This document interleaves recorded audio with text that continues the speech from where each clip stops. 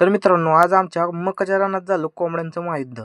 ते कसं काय झालं चला तुम्हाला सांगतो. विषय काय झाला, मी कॉलेजवरनं घरी आलो आणि कपडे बदलून जागा आजोबांपाशी गेलो. आजोबांचं चाललेलं तिथं कांदा भिजवायचं. मग आजोबांना कांदा भिजवू लागायला गेलतो. डोक्यात विचार आला की संगत 4-5 वाफे पाणी सोडावं.